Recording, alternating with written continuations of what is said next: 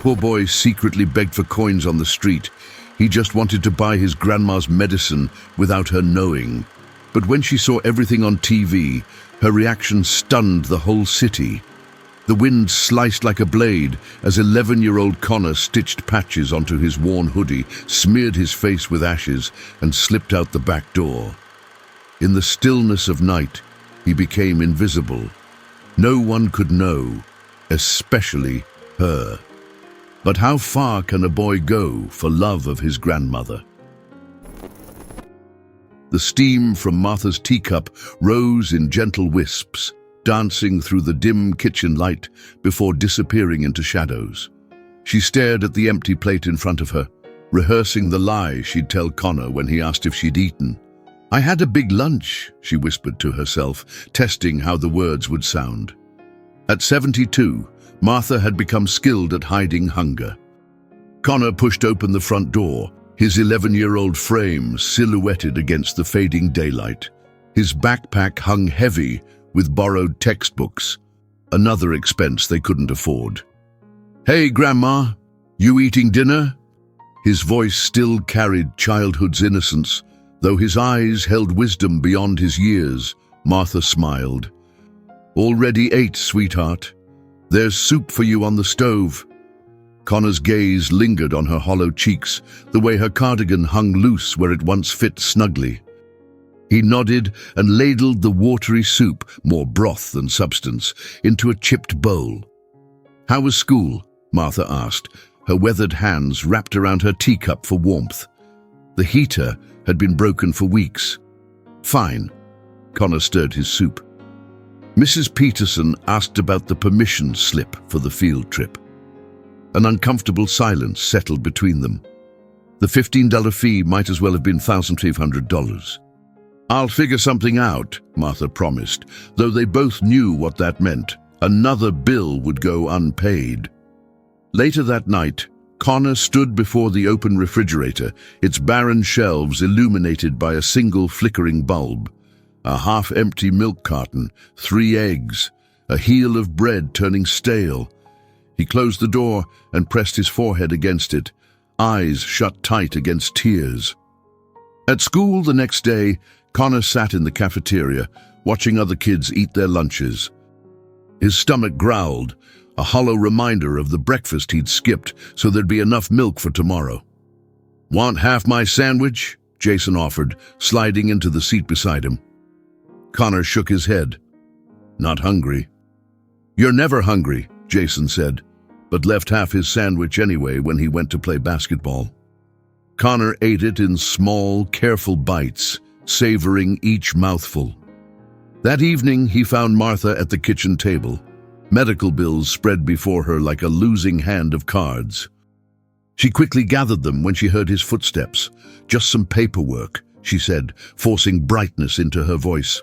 Connor noticed the red envelope with "Final Notice" stamped across it. He saw the way Martha's hands trembled as she tucked it beneath the others. "Grandma, are we going to be okay?" Martha cupped his face in her hands. "We've always been okay, haven't we? God provides." But that night, Connor heard her coughing, a deep, rattling sound that scared him more than the bills. He crept to her bedroom door, listening as she muffled the sound with her pillow. In the morning, Martha's oatmeal sat untouched as she insisted she'd had toast earlier. Connor ate slowly, watching her hands shake as she sewed patches onto his worn school pants. Standing at the bus stop, the winter wind cutting through his thin jacket, Connor realized what his grandmother couldn't bring herself to say. They weren't just poor, they were hungry, and Martha was sick. The weight of this understanding settled on his small shoulders as he boarded the bus, his mind already turning over possibilities. There had to be something he could do, something that wouldn't hurt her pride or force her to admit the depth of their troubles.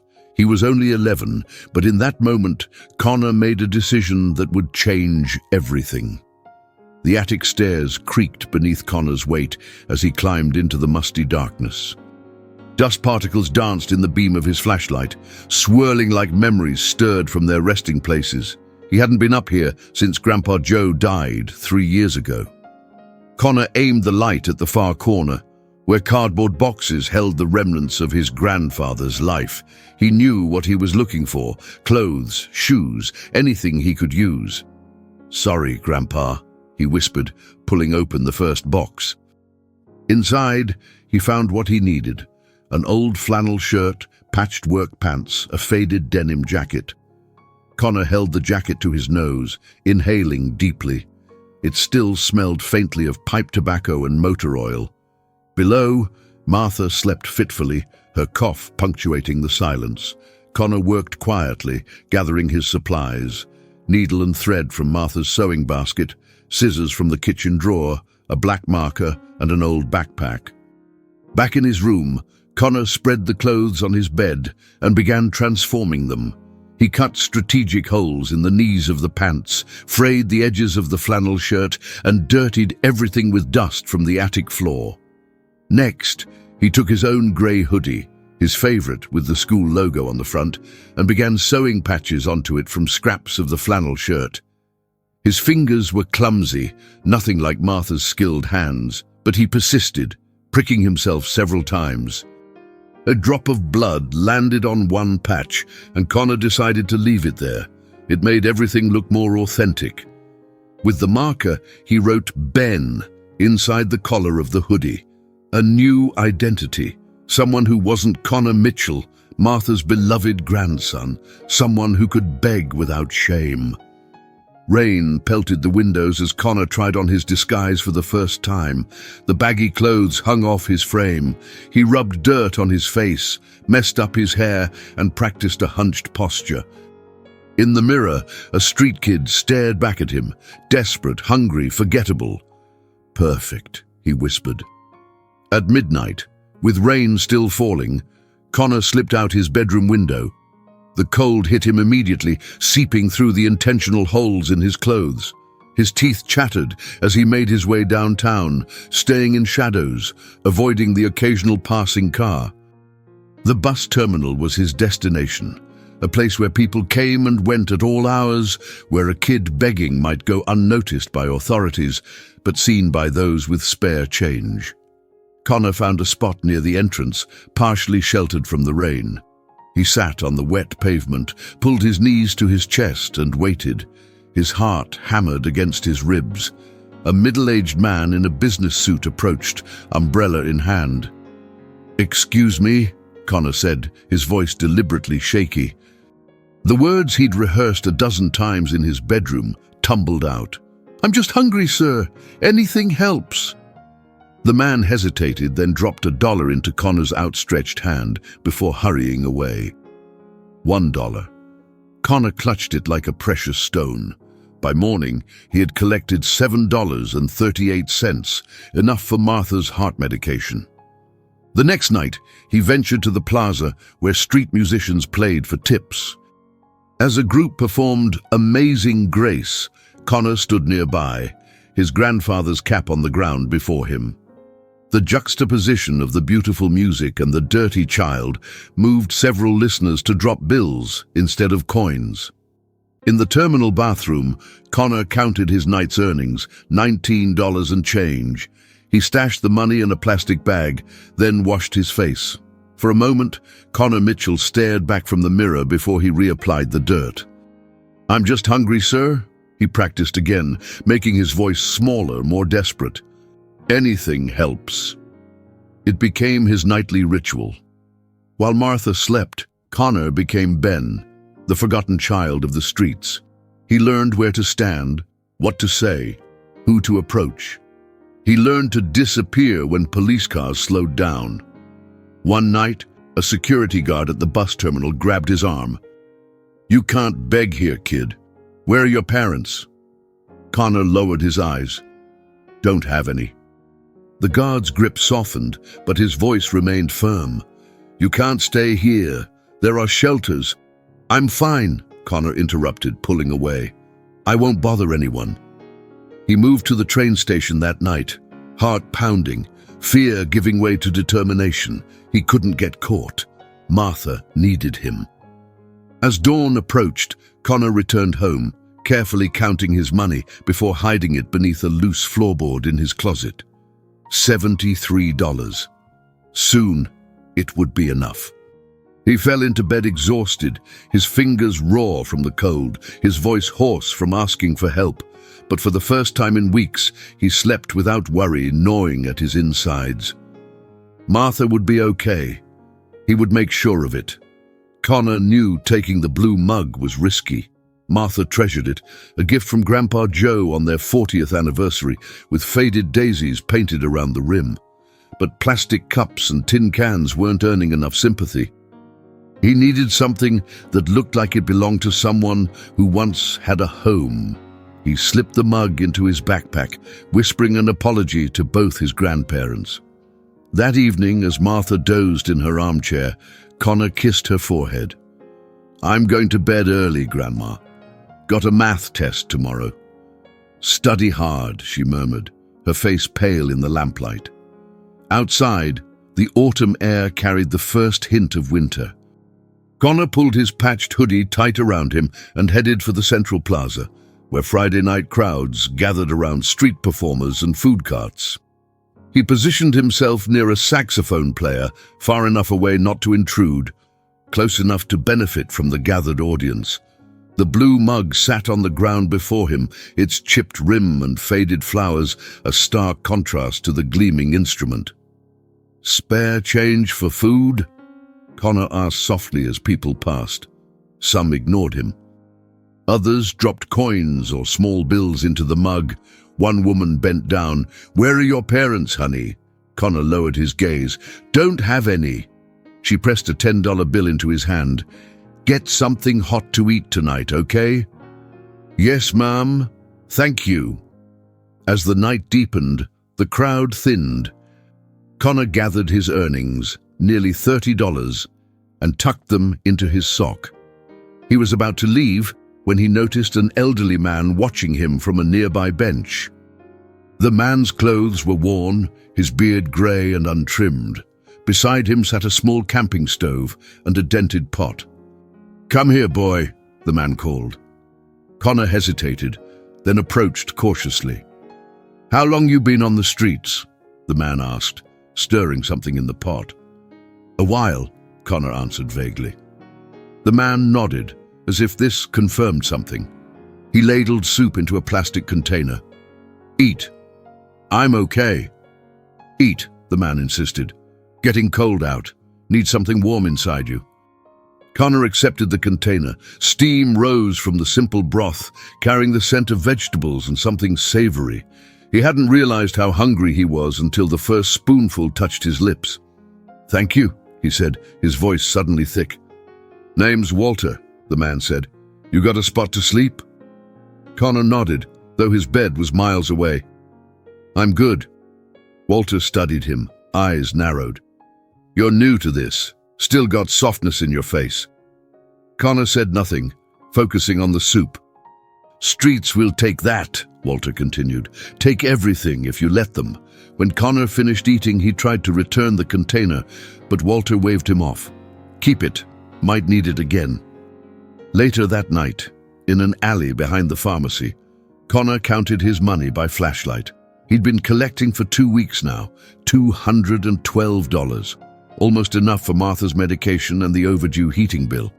He separated the bills, wrapping them in rubber bands. On small pieces of paper, he wrote labels: heart medicine, $175, and heat, $85. Still not quite enough. As he hid the money back under the floorboard at home, a wave of emotion overtook him. In the darkness of his closet, Connor pressed his face into an old stuffed bear and sobbed silently. The weight of his double life, the cold nights, the lying, it all crashed down on him. But the memory of Walter sharing his soup, of the woman giving him $10, reminded Connor that kindness existed in unexpected places. Tomorrow, he would go out again. For Martha. The next night, a police officer spotted Connor in the plaza. "Hey kid, you can't panhandle here." Connor clutched his blue mug tighter. "I'm waiting for my mom." The officer frowned. "How long you been waiting?" "Not long," Connor lied. She works at the restaurant over there." "Which one?" Connor pointed randomly. "Let's go find her then," the officer said, his tone making it clear he didn't believe Connor. "No," Connor backed away. "I mean, she'll be mad if I bother her at work." The officer's expression softened slightly.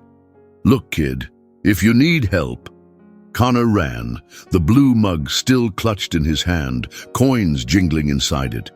He didn't stop until he reached the train station 3 blocks away, lungs burning, tears streaming down his face.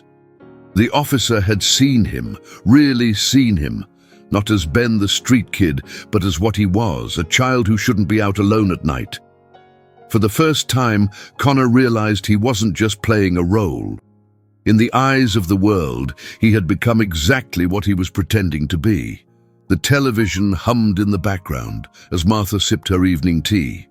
It was her small luxury, a cup of Earl Grey with a splash of milk.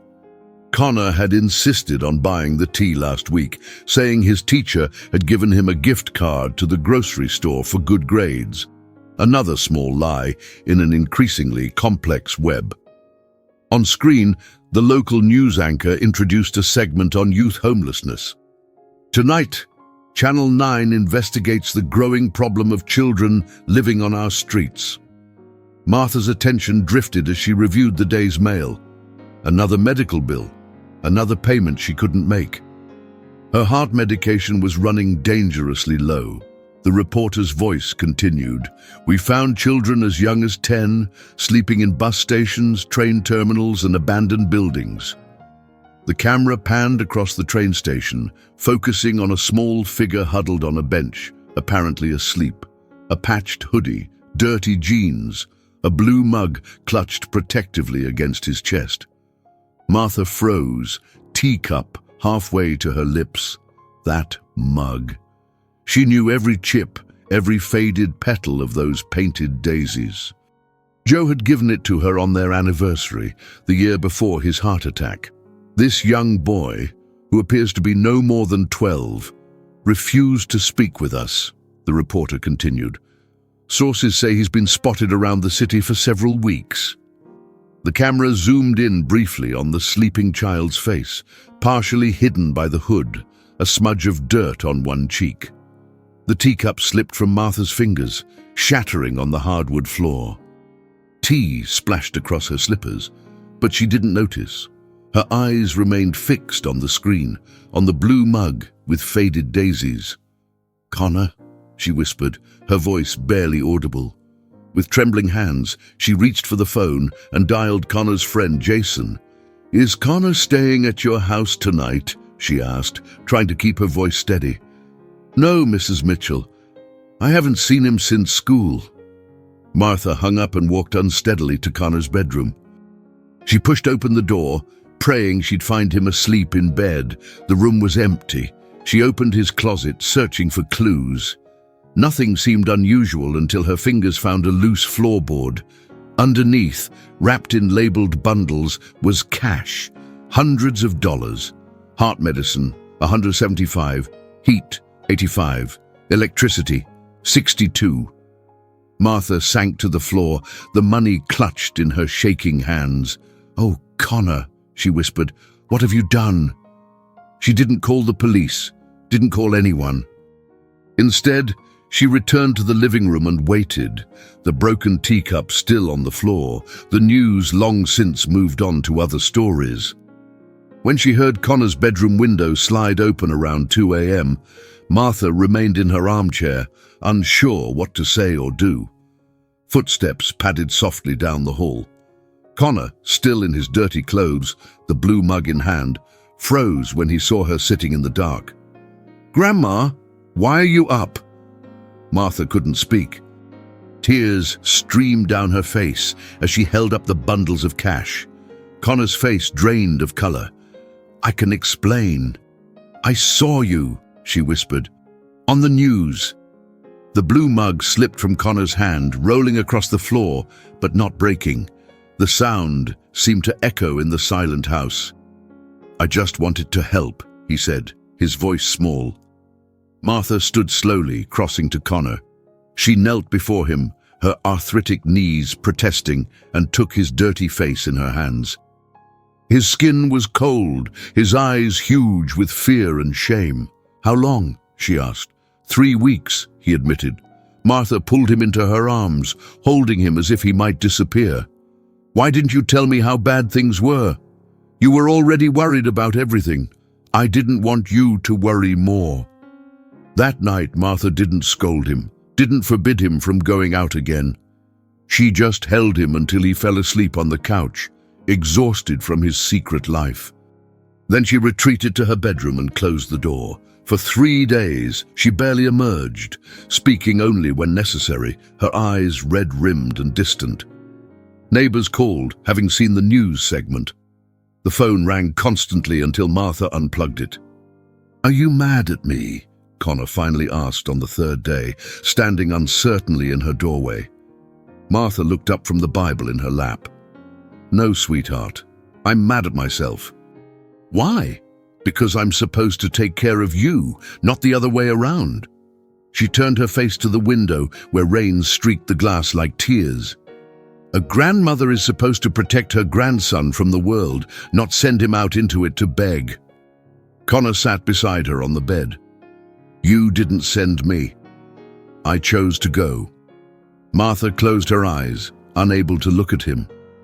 A child shouldn't have to make that choice. Martha's diary lay open on her bedside table, a pen resting in the crease between pages.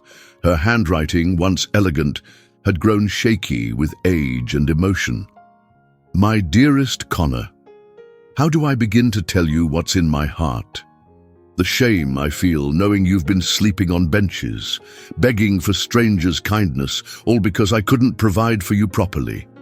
My pride kept me from asking for help, and it was you who paid the price. Can you ever forgive me?"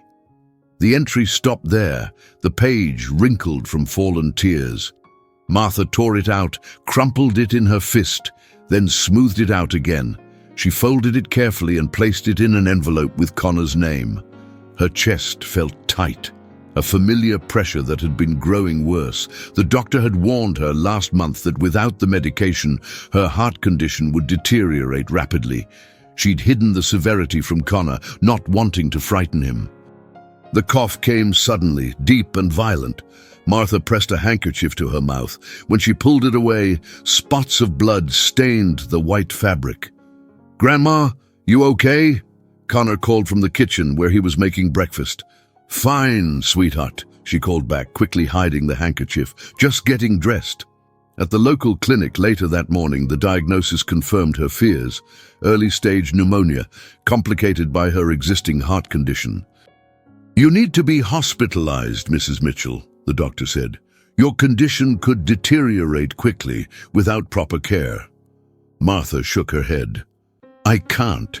My grandson will be in a worse situation if something happens to you," the doctor interrupted gently.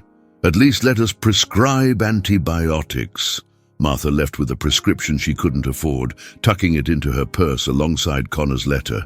She would figure something out. She always did. Meanwhile, across town, Connor stood nervously in the lobby of Channel 9 News. "I need to talk to someone about the homeless kid story," he told the receptionist. "I have information."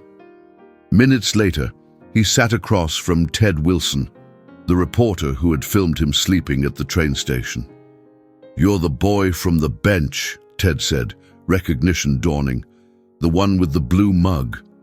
Connor nodded. "My name's Connor Mitchell, and I wasn't really homeless." Ted leaned forward, journalist instincts firing. "Tell me everything." For the next hour, Connor explained his situation, his grandmother's illness, their financial struggles, his decision to pose as a homeless child to earn money. "She saw me on your broadcast," Connor finished. "She's been crying for days. I need to fix this." Ted's expression had softened. "What are you suggesting?" "I want to tell our story on TV. Maybe someone can help my grandma." That afternoon, Connor sat under bright studio lights, his face clean, wearing his school clothes. He spoke directly into the camera, his voice steady despite his nerves. "My name is Connor Mitchell. 3 weeks ago, I started pretending to be homeless because my grandmother is sick and we couldn't afford her medicine. I'm not asking for money for myself. I just want my grandma to be okay. As Connor's interview aired live, donations began pouring into the station's community fund. By evening, the story had gone viral. Local businesses pledged support. A pharmaceutical company offered to provide Martha's medication for a year. Connor returned home triumphant, only to find the house empty. "Grandma," he called, moving from room to room. Her purse was gone, her bed was made. A knock came at the door. Mrs. Elaine from next door stood on the porch, her face grave. "Connor, your grandmother was taken to the hospital an hour ago. She collapsed at the pharmacy." "Is she okay? Which hospital?" "County General. And she left this for you." Mrs. Elaine handed him an envelope with his name written in Martha's careful script. Connor tore it open, hands shaking. Inside was the torn diary page, folded around a small silver key. He read the letter twice, tears blurring the words. Then he noticed the key, tiny, old-fashioned. It looked like it belonged to a jewelry box or small cabinet. "I need to get to the hospital," he told Mrs. Elaine. "My son's waiting in the car. He'll drive us." At County General, the emergency department hummed with activity. Connor approached the desk, clutching Martha's letter. "My grandmother was brought in. Martha Mitchell." The receptionist checked her computer. "She's been admitted to the cardiac care unit. Family only, I'm afraid." "I am family. I'm her grandson." "Do you have ID? We need to verify." "He's with me," interrupted a woman in a tailored suit. "I'm Dr. Reynolds, the principal at Westlake Middle School. This is Connor Mitchell, Martha's legal dependent." Connor looked up in surprise. Dr. Reynolds, his school principal, placed a steadying hand on his shoulder. "I saw your interview, Connor," she said quietly. "The school called me." Together they navigated the hospital corridors, finally reaching the CCU. Through a glass window, Connor saw Martha, small and frail against white sheets, an oxygen mask covering her face, machines beeping steadily beside her. "Can I go in?" he asked the nurse. "She's heavily sedated, but yes, for a few minutes." Connor approached the bed slowly, the letter and key clutched in his hand. Martha's eyes remained closed, her breathing shallow. "Grandma," he whispered, taking her hand. "I'm here." The hand felt cold, unresponsive. Connor laid his head gently on the edge of the bed. "I only wanted you to be warm again," he said, tears soaking into the hospital blanket. "I only wanted to help." Outside the room, Dr. Reynolds spoke with the doctors, her expression grave as she learned the details of Martha's condition. Pneumonia, congestive heart failure. The prognosis was uncertain. Connor stayed until visiting hours ended, speaking softly to Martha about the donations, about how everything would be okay now. She never opened her eyes. As he left, escorted by Dr. Reynolds, Connor held the small silver key tight in his fist. Whatever it opened, whatever message Martha had left for him, would have to wait. Right now, all that mattered was that she wake up. But the doctors weren't sure she would. The hospital corridor seemed endless, its fluorescent lights casting harsh shadows across the linoleum floor. Connor sat on a molded plastic chair outside the CCU, his backpack at his feet, the silver key still clutched in his hand. "I'm sorry, but you can't stay here," a nurse told him for the third time. "Visiting hours are over, and children aren't allowed overnight without a parent or guardian." "She's all I have," Connor said, his voice small in the cavernous hallway. The nurse's expression softened. "I understand, but it's hospital policy." "Is there someone who can pick you up? A neighbor, perhaps?" Before Connor could answer, a woman in a sensible pantsuit approached, clipboard in hand. "Connor Mitchell, I'm Ms. Graves from Child Protective Services." Connor's heart sank. He'd heard stories about CPS taking kids away when their parents couldn't care for them. "I'm not going to a foster home," he said, backing away. My grandma needs me here." Ms. Graves adjusted her glasses. "I'm not here to take you anywhere without proper assessment, but we do need to ensure you have appropriate supervision while your grandmother is hospitalized." "He can stay with me tonight," Dr. Reynolds interjected, arriving with 2 cups of hot chocolate. She handed one to Connor. "I've already cleared it with my supervisor and contacted Mrs. Mitchell's neighbor to collect some of Connor's things." Ms. Graves frowned. "That's highly irregular. So is this entire situation, Doctor?" Reynolds countered. "Connor has been through enough trauma. The last thing he needs is to be placed with strangers while his grandmother fights for her life." After a tense discussion and several phone calls, Ms. Graves reluctantly agreed to a temporary arrangement. Connor could stay with Dr. Reynolds for 3 days while more permanent arrangements were made. "Can I say goodbye to her first?" Connor asked, gesturing toward Martha's room. The nurse hesitated, then nodded. "Just for a minute." Inside, the room was dimly lit, the only sounds the steady beep of monitors and the hiss of the oxygen machine. Martha lay motionless, tubes and wires connecting her to various equipment. Connor approached the bed slowly. Martha looked smaller somehow, diminished against the white sheets. He placed the blue mug, now cleaned and containing a single daisy, on her bedside table. "I'm coming back tomorrow, Grandma," he whispered, touching her hand. "Don't go anywhere, okay?" He thought he felt a slight pressure from her fingers, but it might have been wishful thinking. Dr. Reynolds' home was warm and comfortable, with books lining the walls and the smell of cinnamon in the air. She showed Connor to a guest room where Mrs. Elaine had dropped off a bag of his clothes. "Try to get some sleep," Dr. Reynolds said. "We'll go back first thing in the morning." But sleep wouldn't come. Connor lay awake, turning the small silver key over and over in his hand. What did it open? Why had Martha given it to him now? When he finally drifted off near dawn, his dreams were filled with locked doors that wouldn't open, no matter how many keys he tried. The next morning, Connor and Dr. Reynolds arrived at the hospital to find a new obstacle. Martha had been moved to the intensive care unit, where children under 14 weren't allowed. "Please," Connor begged the charge nurse. "I need to see her." "I'm sorry, but the rules exist for important reasons," the nurse explained. "The ICU contains extremely vulnerable patients." Dr. Reynolds stepped forward. "His grandmother is all he has. Surely there's some accommodation." "I can't bend hospital policy," the nurse said firmly. Connor felt something break inside him.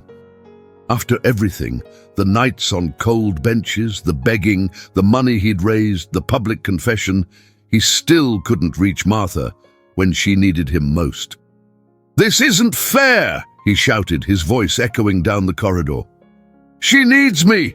Security was called. Dr. Reynolds tried to calm the situation, explaining Connor's circumstances to anyone who would listen. Finally, a doctor emerged from the ICU. "I'm Dr. Patel, Mrs. Mitchell's attending physician," he said. "What's the commotion about?" Through tears, Connor explained who he was, what had happened, why he needed to see Martha. Dr. Patel considered him thoughtfully. "The ICU rules exist for good reason," he began, and Connor's heart sank. "However, we also recognize the therapeutic value of family connection." He turned to the charge nurse. 15 minutes, supervised visit, full PPE protocol. 20 minutes later, dressed in a paper gown, mask, and gloves that were too big for his hands, Connor stood beside Martha's bed. The ICU was different from the CCU. More machines, more staff, more urgency in the air. "Her condition has stabilized, but she's still critical," Dr. Patel explained. "The next 48 hours will be decisive." Connor nodded, unable to speak past the lump in his throat. When Dr. Patel stepped away to give him a moment of privacy, Connor finally broke down. "I'm so sorry, Grandma," he sobbed, his gloved hand covering hers. "This is all my fault. If I hadn't gone out begging, if you hadn't seen me on TV." He placed his head gently on the edge of the bed. "I just wanted to help. I just wanted you to be warm again, to have your medicine, to not worry all the time." The monitors beeped steadily, offering no response. Connor reached into his pocket and pulled out the daisy he'd brought. He placed it in the blue mug, now sitting on Martha's bedside table. "Remember when Grandpa got you this mug? You said it was too pretty to drink from. He said that beautiful things should be used, not just admired." Still no response. As his 15 minutes came to an end, Connor leaned close to Martha's ear. "I'm going to figure out what the key opens," he promised. "And when I do, I'll come tell you all about it. So you have to wake up, okay? You have to." In the hallway, Dr. Patel delivered difficult news. They were considering putting Martha on a ventilator. "What does that mean?" Connor asked.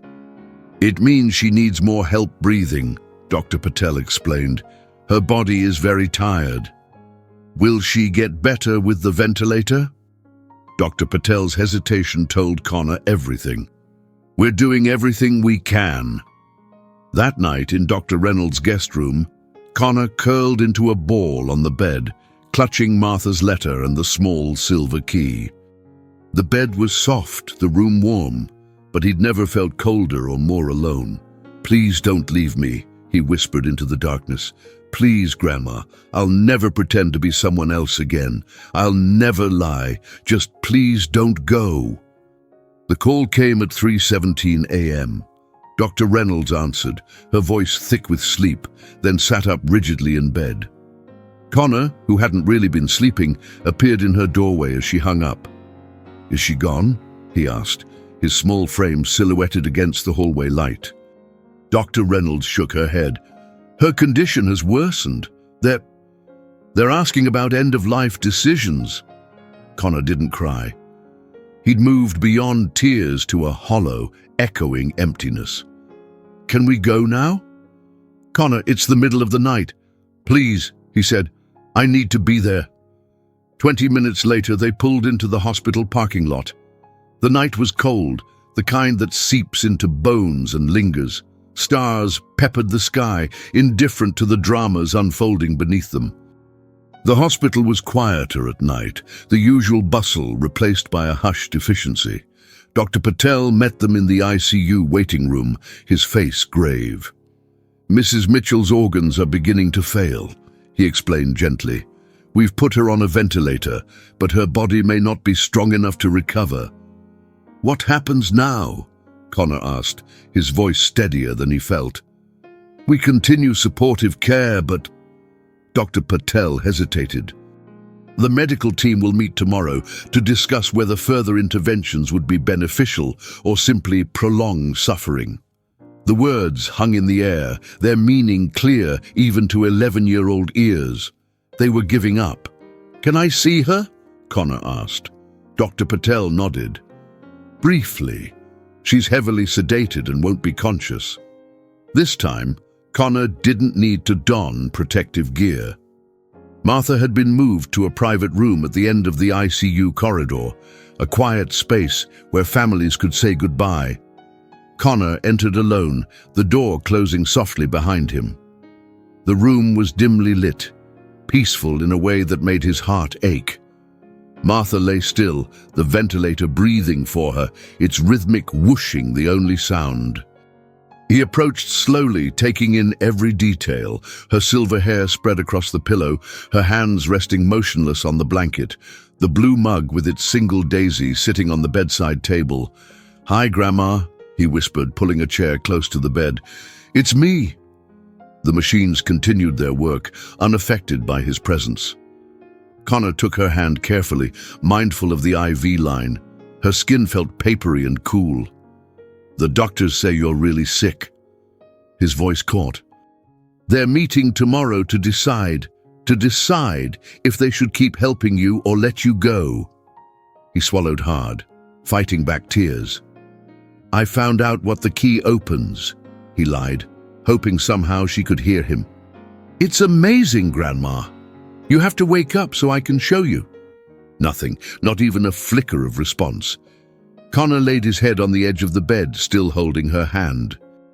"Remember when Mom and Dad died, and I thought I'd never be happy again? You told me that love doesn't end when people leave. You said they just love us from somewhere else." He closed his eyes, tears slipping silently down his cheeks. "But I don't want you to love me from somewhere else. I want you here." The night deepened around them. A nurse checked in once, adjusting something on the monitors, her footsteps fading as she left. Connor must have dozed off, his head still resting against the mattress, when he felt it, the faintest pressure against his hand. His eyes flew open. "Grandma." Martha remained motionless, the ventilator continuing its steady rhythm. Connor leaned closer, his face near hers. "If you can hear me, squeeze my hand again." Nothing. "It's okay," he whispered. "I understand if you're tired. If you need to go, I'll be okay." The words burned his throat. "You can go, Grandma. I understand that love. Also knows how to leave." He rested his forehead against hers, his tears falling onto her face. One slid down her temple, followed by another. But the second tear wasn't his. Connor pulled back, staring in disbelief. A tear had formed in the corner of Martha's closed eye and was now trailing slowly down her cheek. "Nurse!" he called, his voice breaking. "Nurse, come quick!" The monitor beside the bed began to beep more rapidly. The nurse rushed in, followed by a doctor Connor hadn't seen before. "She's crying," Connor said. "Look, she's crying." The doctor checked Martha's pupils with a penlight, then studied the monitors. "There's increased brain activity," he said to the nurse. "Get Dr. Patel." The next few minutes were a blur of activity. Connor was ushered to the waiting room, where Dr. Reynolds sat up from her doze, alarmed by the commotion. "What happened?" "She cried," Connor said, hope flaring in his chest. "She heard me, and she cried." An hour later, Dr. Patel emerged, his expression cautiously optimistic. "Mrs. Mitchell has shown signs of neurological activity," he explained. "We've reduced her sedation to assess her responsiveness. It's too early to make definitive statements, but these are encouraging signs." "So she might wake up?" Connor asked. "Let's take this one step at a time," Dr. Patel said carefully. "But yes, there's now a possibility." Dawn broke over the city, painting the hospital windows with golden light. Connor sat beside Martha's bed, talking to her about anything and everything. School, the neighbors, the blue mug, the weather outside. Just after 9 o'clock, as a shift change brought new nurses to the unit, Martha's eyelids fluttered. Connor froze mid-sentence. "Grandma?" Her eyes opened slowly, unfocused at first, then finding his face. Recognition dawned in them, followed by tears. "Don't try to talk," Connor said quickly, remembering the ventilator. "Just rest. You're going to be okay." Martha's hand moved slightly in his, her fingers curling around his palm. It was enough. Outside the room, doctors conferred, reviewing Martha's sudden improvement with cautious excitement.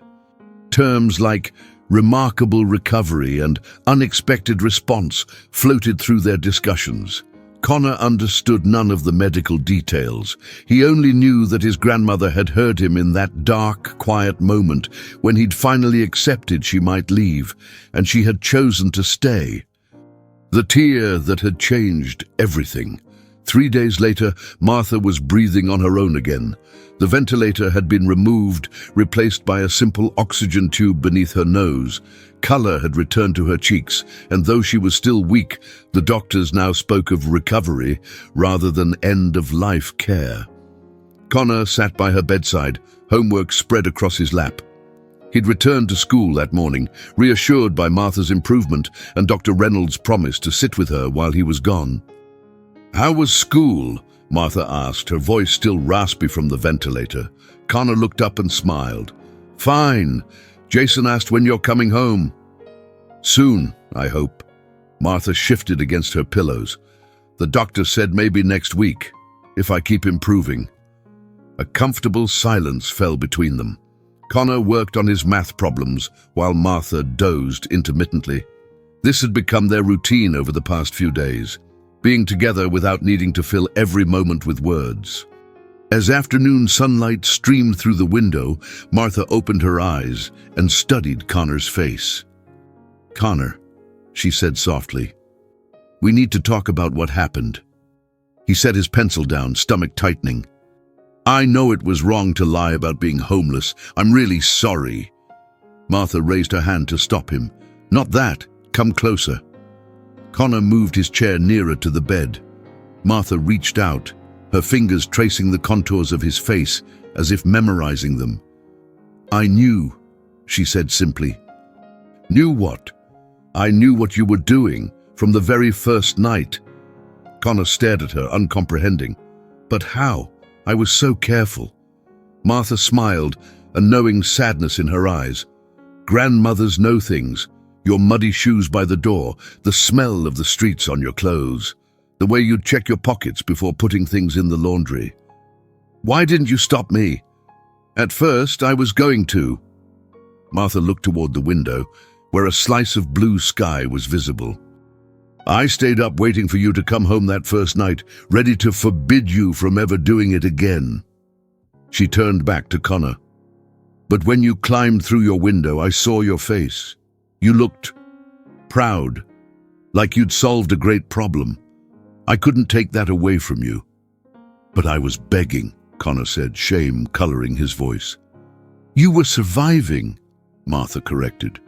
"You were doing what you thought you had to do to protect our family." She took his hand, her grip surprisingly strong. "I let you continue because I needed to know something." "What?" "I needed to know if the world would be kind to you after I was gone." Connor felt his chest tighten. "You thought you were dying?" Martha nodded slowly.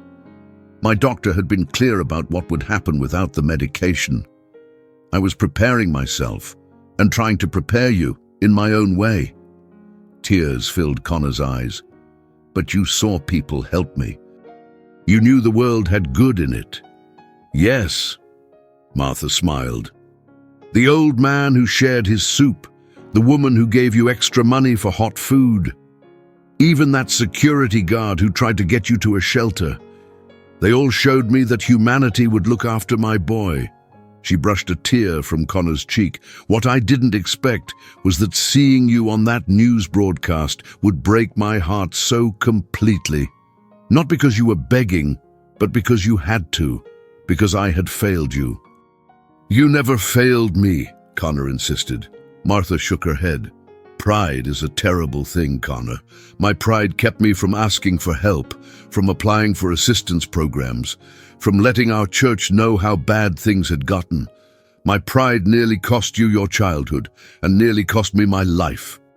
They sat together in silence, the weight of her words settling between them.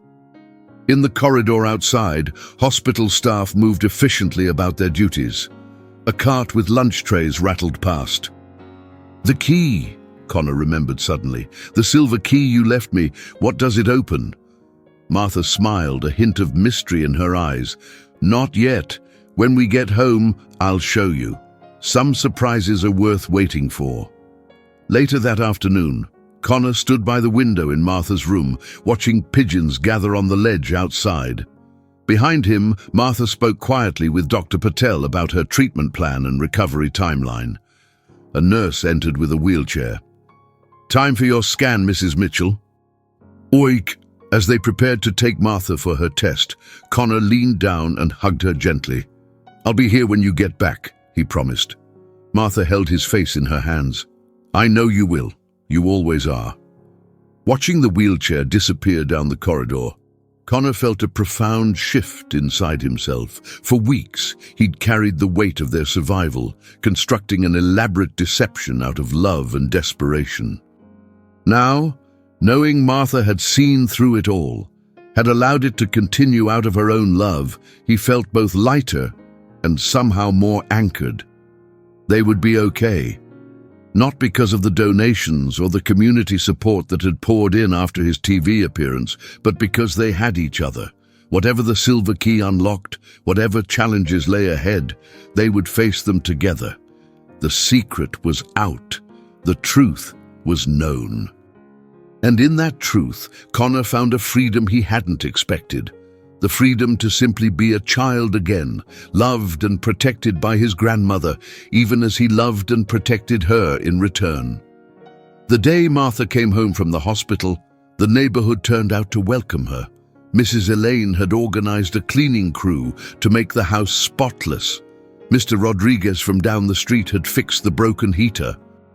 Connor's classmates had made welcome home cards, which now festooned the living room walls. "It's too much," Martha whispered as Connor helped her from Dr. Reynolds's car. "I don't deserve all this." "Yes, you do," Connor insisted, supporting her as they walked slowly up the path to their front door. Inside, the house felt different, warmer, not just in temperature but in spirit. Fresh flowers sat on the kitchen table. The refrigerator was stocked with home-cooked meals in labeled containers. Martha's medications were neatly arranged on the counter, all fully paid for by the community fund established after Connor's TV appearance. Martha sank gratefully into her armchair, tears shimmering in her eyes. "I never wanted charity," she said softly. "It's not charity, Grandma. It's community." Connor sat on the footstool beside her. "Like when you made soup for Mrs. Elaine after her surgery. Or when you knitted hats for the homeless shelter last winter, you've been giving your whole life. Now it's your turn to receive." Martha smiled, touching his cheek. "When did you get so wise?" "I had a good teacher." After helping Martha settle in for a nap, Connor wandered restlessly through the house, trying to imagine what the silver key might open. It was too small for a door or a padlock. A jewelry box, perhaps? A diary? He checked Martha's jewelry box. An ordinary latch, no keyhole. Her desk drawers were either unlocked or used a different type of key. In the living room, Connor's gaze fell on his grandfather's old radio, sitting dusty and forgotten on a shelf. Joe Mitchell had loved that radio, listening to baseball games and talk shows on summer evenings. After his death, Martha hadn't been able to bear turning it on. Connor approached it curiously. The wooden cabinet had ornate details, including a small panel on the back with what looked like a keyhole. Heart racing, Connor retrieved the silver key from his pocket and tried it in the lock. It fit perfectly, turning with a soft click. The panel swung open, revealing a hidden compartment containing a small cassette tape labeled simply, "For Connor." Martha's voice came from the hallway. "You found it." Connor turned to find her standing in the doorway, leaning on her cane. "You should be resting," he admonished gently. "I heard you moving around." Martha crossed slowly to the sofa and eased herself down. "Your grandfather built that compartment to hide birthday presents. After he died, I found it and decided to use it differently." "What's on the tape?" Connor asked, holding it carefully. "Play it and see." Connor slid the cassette into the radio's tape deck, blowing dust from the controls before pressing play. The machine hummed to life, the speaker crackling before Martha's voice emerged, slightly tinny but unmistakable. "Connor, my dear boy, if you're listening to this, it means I'm no longer with you." Connor glanced at Martha, who nodded for him to continue listening. "I recorded this 2 years ago, when my heart first started giving me trouble. The doctors said I might have 5 years, might have 5 months. I wanted to be prepared." There was a pause, the sound of Martha clearing her throat on the recording. "There's something you need to know. After your parents' accident, their life insurance policy paid out a substantial sum. I've kept it in trust for you, in an account at First National Bank. The account number and details are in an envelope, hidden in the lining of the blue sofa cushion. Your favorite spot to sit and read." Connor stared at the sofa cushion in disbelief. I never told you about this money because I wanted you to understand the value of hard work, of living simply, of finding joy in things that can't be bought. But now that I'm gone, you'll need it for your education, your future." Martha's recorded voice softened. "However, if you're hearing this, it means you've already learned the most important lessons in life. You've learned to be resourceful, to be brave, to think of others before yourself. Those qualities are worth more than any amount in a bank account." Connor looked at Martha, who was watching him with tears in her eyes. "The money is legally yours. But remember this, my darling boy. The true measure of wealth isn't what you have, but what you give. Your parents knew that. Your grandfather knew that. And I hope I've taught you the same." The recording ended with a soft click. Silence filled the room as Connor absorbed what he'd heard. Finally, he crossed to the blue sofa cushion and turned it over. A careful slit had been made in the lining. Inside was an envelope, just as the recording had promised. "Why are you showing me this now?" Connor asked, turning the sealed envelope over in his hands. "You're still here." Martha smiled gently. "Because nearly dying changes a person's perspective. I realized I was wrong to keep this from you.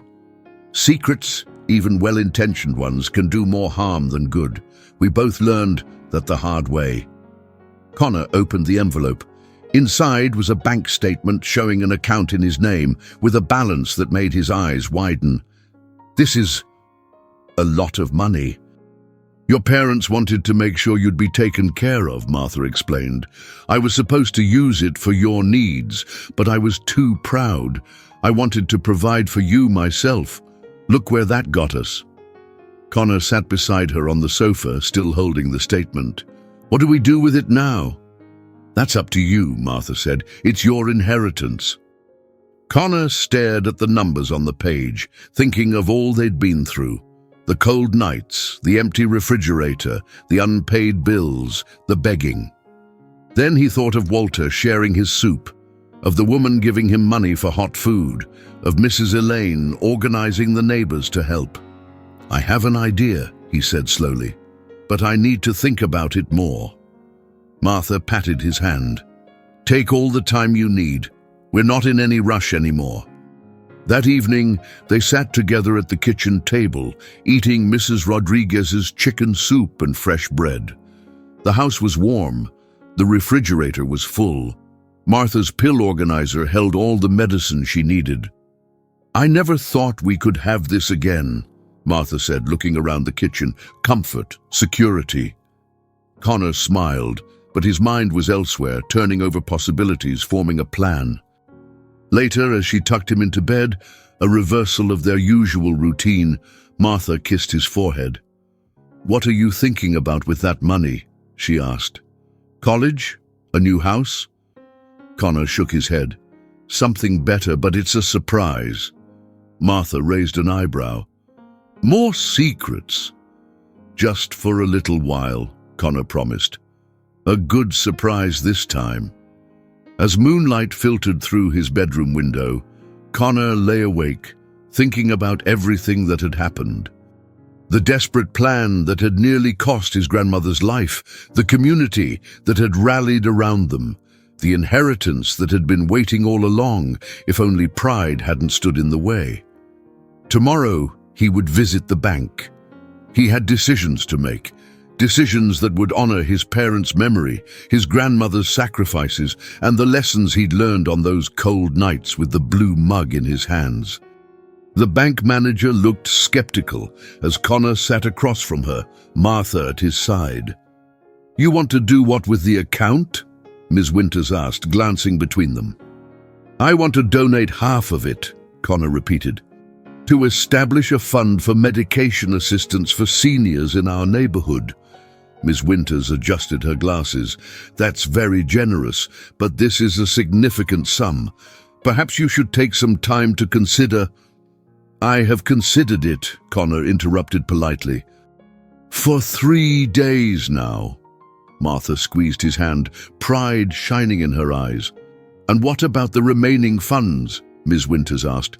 I'd like to keep those in trust until I'm 18, with my grandmother as the trustee. We'll use what we need for living expenses and my education. The rest stays put. The paperwork took over an hour to complete. Forms were signed, details confirmed, arrangements made for the new charitable fund to be established through the community foundation. As they left the bank, Connor felt lighter. The blue mug, washed clean and now home to a living plant, a small daisy in actual soil, sat carefully wrapped in his backpack. "Are you sure about this?" Martha asked as they walked slowly down the street.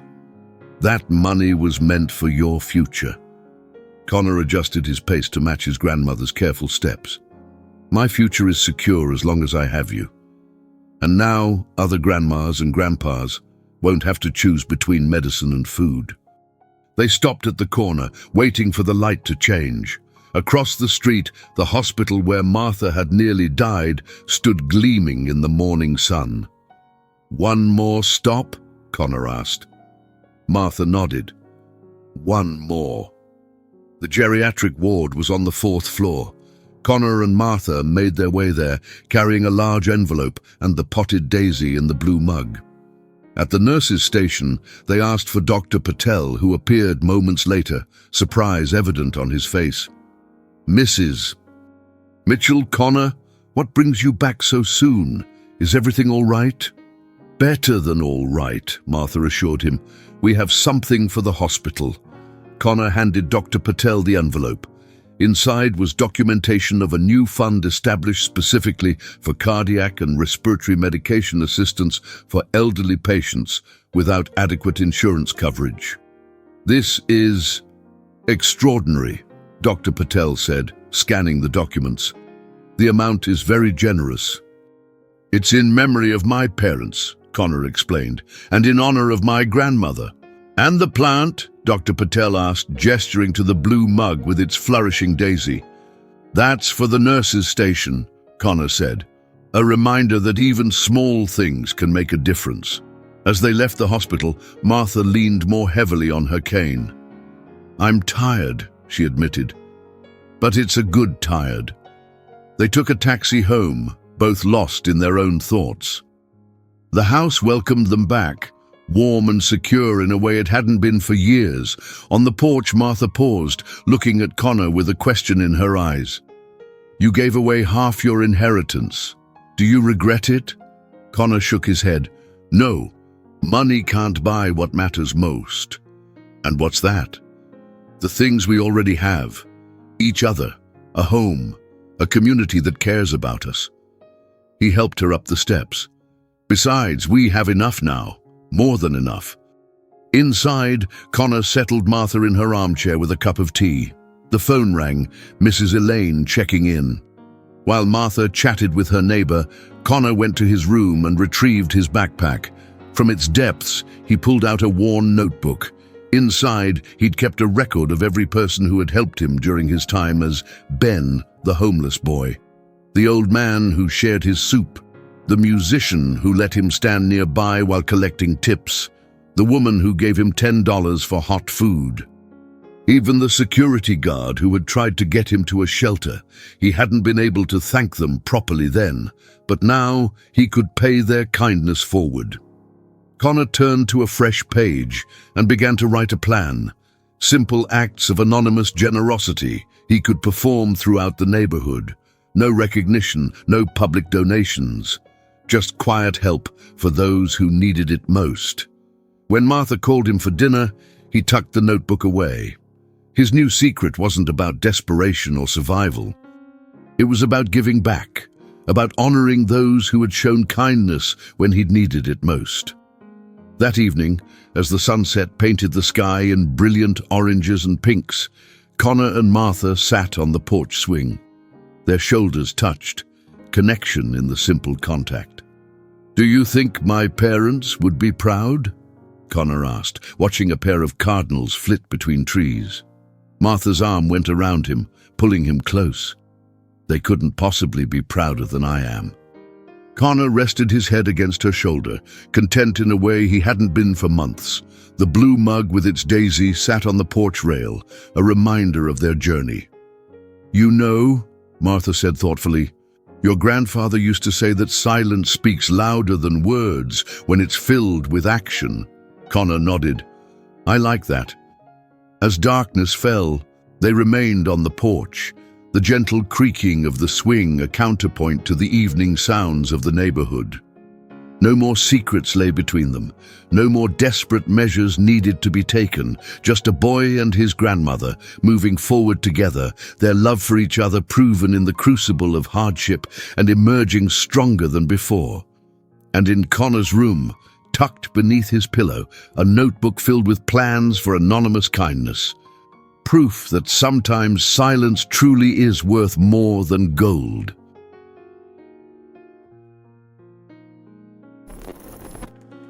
Connor's journey was never about money. It was about love, sacrifice, and the quiet strength of those who give everything without expecting anything in return. Through cold nights, silent tears, and a bond deeper than blood, he showed us that even the smallest acts of kindness can echo for a lifetime. This story reminds us that true wealth lies not in what we possess, but in the love we give and the legacy we build in silence. Sometimes the most powerful changes happen not through grand gestures, but through a blue mug, a daisy, and a boy who refused to let his grandmother fall. What about you? What would you sacrifice for someone you love? And tell us, how did this story make you feel? If this story touched your heart, don't forget to subscribe to our channel and hit the notification bell so you never miss a new video. Leave a like if you believe in the power of family and comment below with your country or city. We'd love to know where you're watching from so we can create even more meaningful stories for you. And don't miss the next unforgettable story. Just click on the video that's appearing on your screen now. Thank you for watching and being part of this journey with us.